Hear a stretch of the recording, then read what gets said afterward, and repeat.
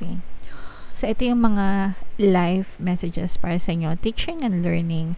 Keep an open mind and learn new ideas. Then teach these ideas to others. So, dapat open-minded tayo mga Kapigsi, no? Kahit anong edad natin. Sometimes kasi, may mga tao na parang pag tumanda na sila, inaantay na lang. Kumbaga parang hinahayaan na lang nila. Go with the flow, ganyan.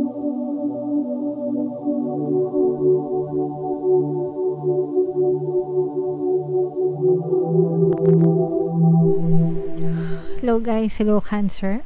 Welcome back to Pinay Pixie Tarot. Pamagat ng ating episode for tonight is Oracle of the Month para ngayong December para sa Cancer, Sun, Moon, Rising Sign, and Venus. Meron tayong tatlong set ng decks dito guys. Ito yung para sa spiritual messages, life messages, and then ito naman yung para sa love life.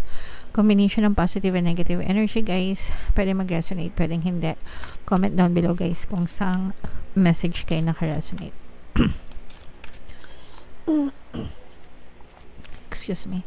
Unahin natin yung spiritual message for you guys. So, ito yung image ng card na nakuha natin. Very powerful. Yeah, very empowering mga Kapigsi. Napapansin nyo ba? Tingnan natin kung anong ibig sabihin itong image ng card na ito. Crystal Case.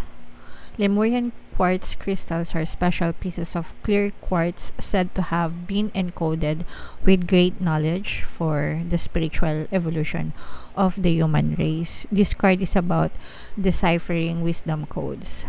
Be inspired to find the wisdom hidden in times when you feel triggered. So, ito guys, ibig sabihin nito, wisdom codes, no? Be inspired to find the wisdom hidden in times when you feel triggered. Dun sa mga times na may mga problema ka, sa mga times na alam nyo yun, natitrigger tayo kapag may mga nangyayaring hindi maganda sa buhay natin, diba? Pero there's also wisdom hidden in those times. Ibig sabihin, may mga lessons na matututunan kayo dun sa mga experiences natin sa buhay, mga Kapigsi. So you should find the hidden lessons, no? Hidden wisdom dun sa mga experiences na yun. Kasi yun yung ano nyo yun yung para magiging learning curve nyo. Dun kayo matututo, diba? Sa mga experiences sa buhay.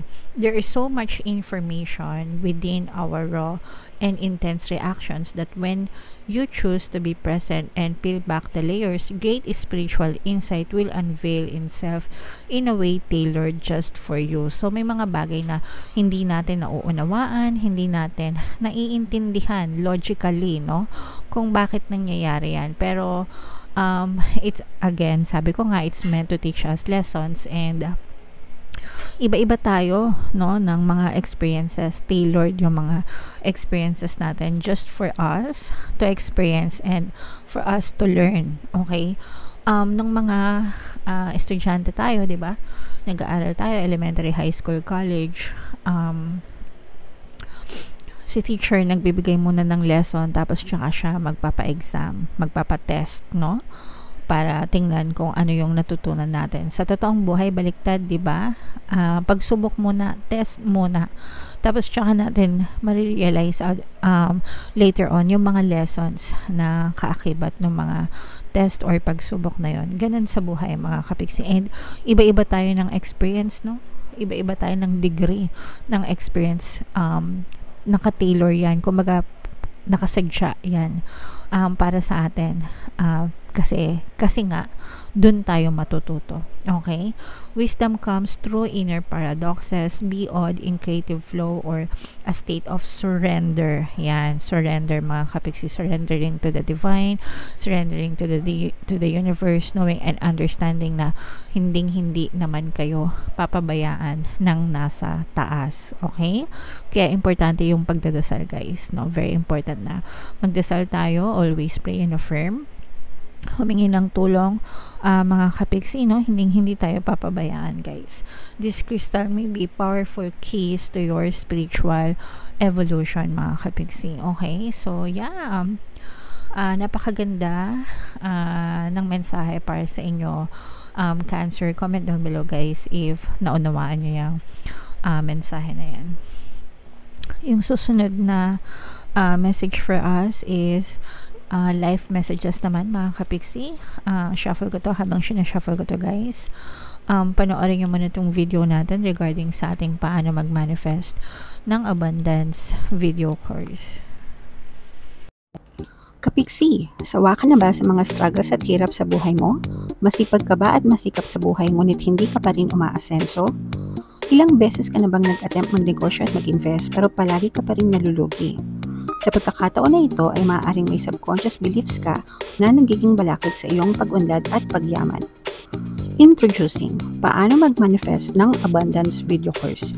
Dito ay matututunan mong ma-overcome ang mga balakid mo para tuluyan ka ng umunlad, umasenso, sumagana, maging matagumpay, successful at maswerte sa iyong kabuhayan, pera, trabaho, negosyo, salapi at kaperahan ng bonggang-bongga. Dali, mag-send na ng email sa pinoypixitaro@gmail.com at simulan na ang iyong pagyaman ngayon. Alright. So, gusto mo bang yumaman? Kapiksi, kung gusto mo yumaman, umanlad at umasenso ng bonggang-bongga, mag-avail ka na ng course kasi sobrang ganda talaga yan, guys. And good news, no? Dahil malapit nang magpasko, extended yung sale natin until November 30. Magbibigay ako ng 10% discount sa lahat na mag-avail ng course. Kaya mag-avail na kayo, mga kapiksi. So, ito yung mga live messages para sa inyo. Teaching and learning. Keep an open mind and learn new ideas. Then teach these ideas to others. So, dapat open-minded tayo mga kapiksino kahit anong edad natin.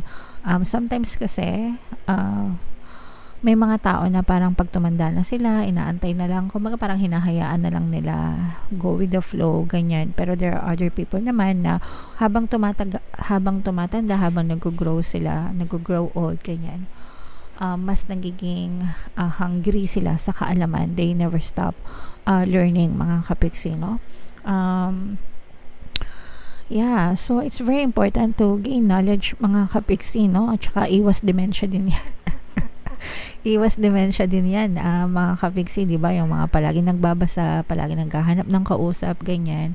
So, you also help yourself by learning new things, mga kapiksi. And then, yung mga bagay na natutunan nyo, guys, no? Pwede nyo rin siyang i-share sa ibang tao, lalo na kung makakatulong, di ba? Lalo na kung pagdating sa kabuhayan, ganyan. So, yeah. Teach and learn, mga kapiksi. Alright? Hindi mo kailangan maging teacher para magturo sa ibang tao as long as you have the knowledge, no? Pwede mo siyang i-share sa ibang tao, mga kapiksi. Alright? And remember who you are, no? You are a powerful, loving, and creative child of God. You are very loved, mga kapiksi. Wag natin kakalimutan. Lahat tayo, pantay-pantay sa paningin ng nasa taas, mga kapiksi, and lahat tayo anak niya. Okay? So, always remember that. Hindi porket, kumbaga, wag tayo magpapaapi sa ibang tao just because of status. Yung status, mga kapiksi, no, human label lang yan. Kumbaga, tao lang yun nag-label niyan, mga kapiksi, no. But, sabi ko nga, sa paningin ni Ama, sa paningin ng Diyos, para-parehas tayo, pantay-pantay tayo. We are all loving child of God, mga kapiksi. So, remember the power within you. Huwag kayong papayag na magpaapi, diba? Huwag kayong papayag na magpabuli, mga kapiksi. Okay? Alright. So, yun yung ibig sabihin yan, guys. Alright? So, comment down below if feeling nyo nakaresonate kayo dyan. And then, yung last na message naman is para sa love life, mga kapiksi. Habang sinashuffle ko to, naka-flash sa screen nyo yung ating email coaching, Manifest Your Desires, using the law of attraction. If meron kayo mga specific na gusto nyong i-manifest, pwedeng love and relationship, pwedeng money or career, pwede kayong magpabook ng email coaching session with me. Mag-send lang kayo, guys, ng email sa pinoypixitaro@gmail.com. So, ito yung mga love life message naman para sa inyo. Huwag masyadong selfish. Bigyan mo siya ng space. Sometimes kasi, no, baka masyadong tayo na lang, di ba? Dapat meron din siyang sariling space. Dapat igalang din natin yung personal space ng inyong partner or specific person, kasi pag kayo din nasakal, di ba, ayaw nyo rin ng ganon, mga kapiksi. So, dapat merong tiwala, no? Ayan, no? Huwag ma-insecure, be confident sa sarili mo. Kasi kapag masyado nyong kinokontrol yung person nyo, may nag-text lang, oh, sino yan? napraning na, no? Napraning na. Yun yung pinanggagalingan ng mga taong insecure sa buhay, no? Kumbaga parang they don't feel a sense of security, not just because yun yung pinapakita nilang person nila, but that's what they feel about themselves as well. Ibig sabihin, hindi nila feel na secure sila dun sa relationship for a lot of reasons. Maaaring ganun din kasi yung perception niya sa buhay nyo. Pwedeng may old story kayo, no, na let's say for example, meron kayong mga past na relationship na palagi kayong iniiwan, palagi kayong niloloko, so meron kayong ganong history, kaya insecure. That's why you feel insecure. And kahit na ilang jowa yung dumating sa buhay nyo, kung ganun palagi yung pakiramdam nyo, pwedeng palagi kayong iwanan ng person nyo. So you have to feel secure and confident about yourself first, mga kapigsi, no? Meron tayong self-love subliminal dito sa ating channel. Pwede nyo pakinggan yun, mga katulong yun, para ma-boost yung inyong self-confidence, mga kapigsi, and mawala yung mga insecurities nyo. And at the same time, hindi na kayo masyadong magiging selfish, hindi na kayo masyadong mala CCTV. Yung iba kasi parang CCTV na, no, lahat na lang ng gawa ng jowa nila tinitingnan, even yung mga password ng mga cellphones nila, 'di ba? So, yeah.